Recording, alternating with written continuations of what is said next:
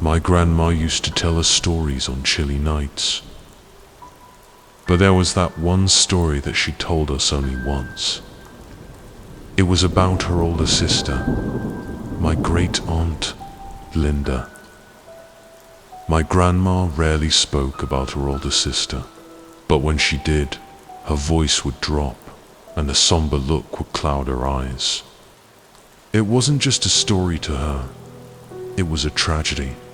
Every detail she shared came with a quiet seriousness. Linda's life took a tragic turn after her husband Charles died suddenly in a car accident.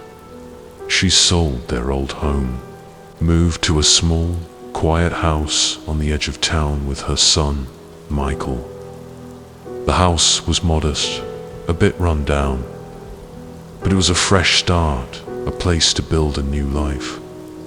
Michael was 20 years old, a thoughtful, quiet young man who had just finished college.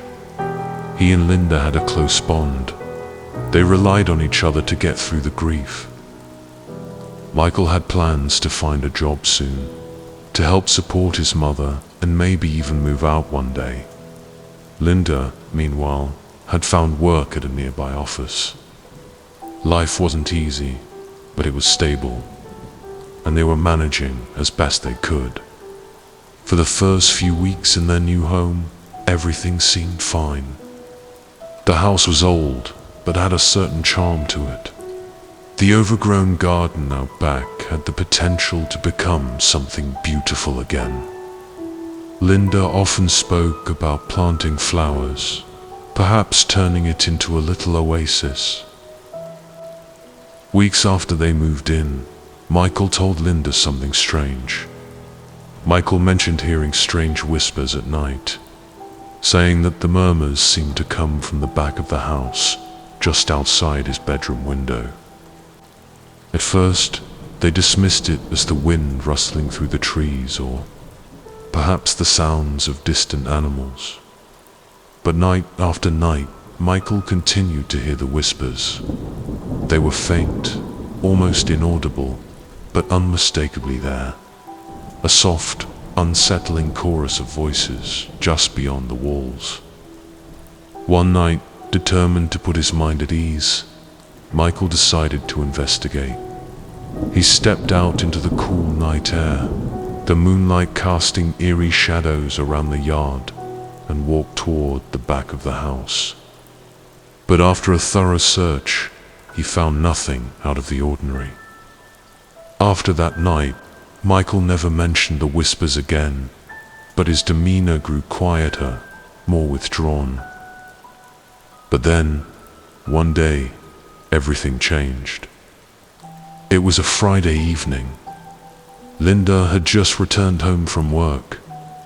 She walked in, expecting to see Michael, but the house was unusually quiet. There were no sounds of him moving around, no radio playing in the background. She called out for him, but there was no response. As she walked through the house, she noticed something strange. Michael's clothes, the very ones he had been wearing that morning, were neatly folded by the back door. Linda's heart began to race. Michael never left without telling her where he was going, and he certainly wouldn't leave his clothes behind like this. She checked his room, the bathroom, and even the small garage out back, but there was no sign of him.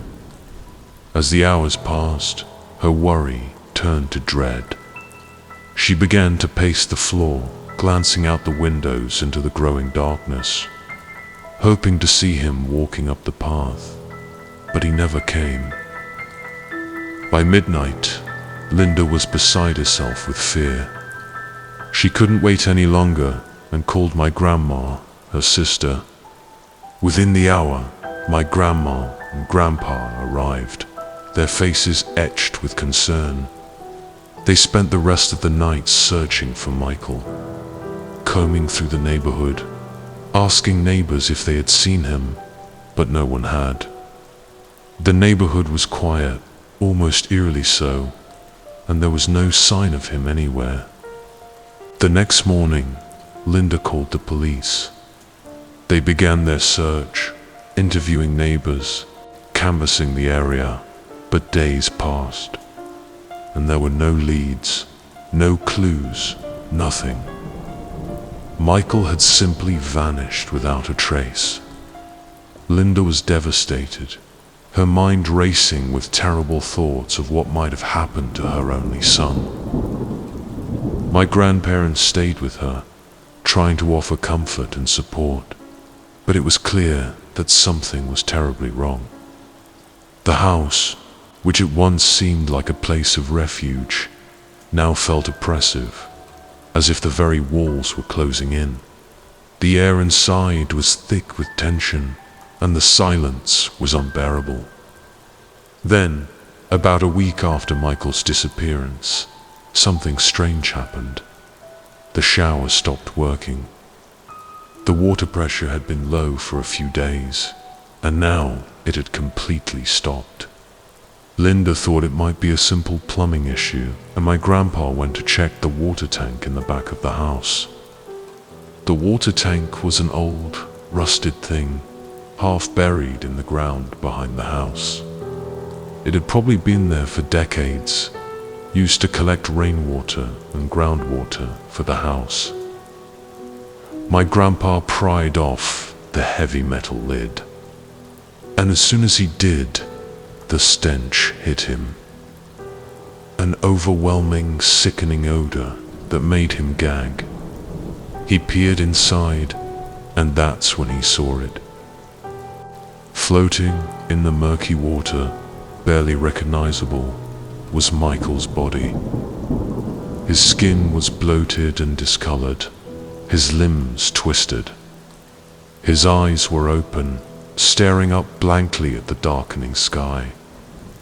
The water had distorted his features, making him look more like a grotesque figure from a nightmare than the young man he once was.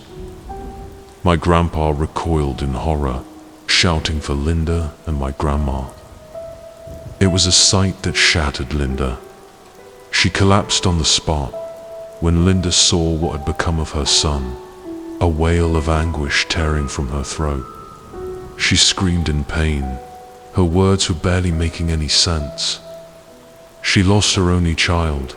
After her husband's death, Michael was her everything. And now she got nothing left. She was alone. Police arrived shortly after, and a new investigation began. The police scoured the house, the yard, and the surrounding area for any evidence that might explain how Michael had ended up in the water tank. There were no signs of a struggle, no evidence of foul play. The autopsy revealed that Michael had drowned, but there were no other marks on his body. Nothing to suggest he had been forced into the tank. Months passed, but no evidence, no one to blame. The police finally concluded that it must have been suicide.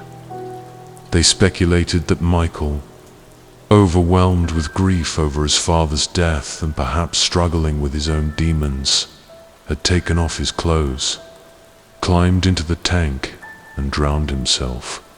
But this explanation didn't sit well with anyone who knew him.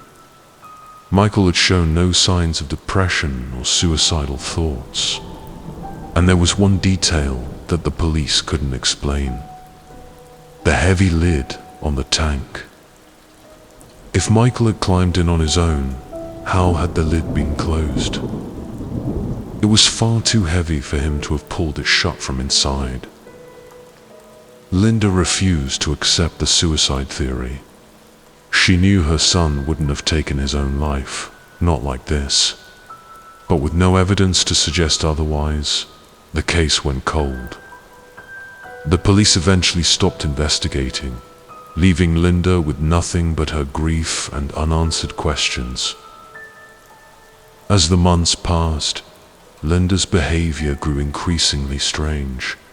She became obsessed with the water tank, spending hours sitting beside it, staring into its depths. She claimed she could hear Michael's voice coming from the water, that he was trying to communicate with her.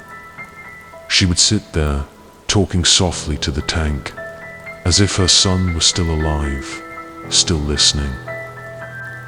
My grandparents were deeply concerned for Linda's mental health.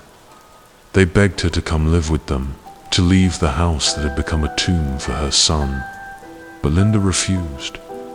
She couldn't leave Michael behind, she said. She had to stay, to listen for him, to keep him company. As time went on, rumors began to spread through the town. People whispered that the house was cursed, that something evil resided in the water tank. Neighbors reported seeing strange lights flickering around the house at night, hearing whispers in the wind when they walked by. The story of Michael's death became a local legend, twisted and embellished with each retelling. Linda, meanwhile, continued her vigil by the tank. Her once vibrant spirit had withered away, leaving behind a hollow shell of the woman she had been. She stopped taking care of herself, stopped going to work.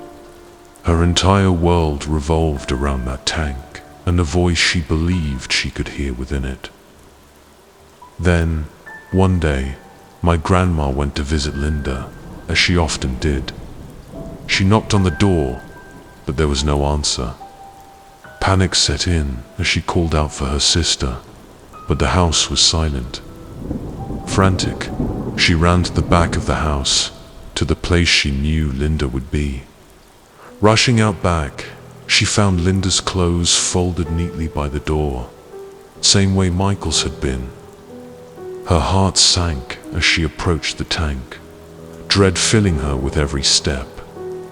When she opened the lid, her worst fears were confirmed. She found Linda's body floating in the water, just like Michael's had been. Her skin was pale and bloated, her eyes wide open in death. The sight broke my grandma, and she collapsed beside the tank, overcome with grief and horror. The police were called once again, but just like before, there were no new leads, no new suspects. They had no explanation for how Linda had ended up in the tank, or why she had folded her clothes so neatly before getting in, and how the lid was closed. The case was eventually closed, ruled as another suicide. The house was abandoned after that, left to rot and decay as nature slowly reclaimed it. But the story of Linda and Michael, and the mysterious deaths surrounding that water tank, never faded.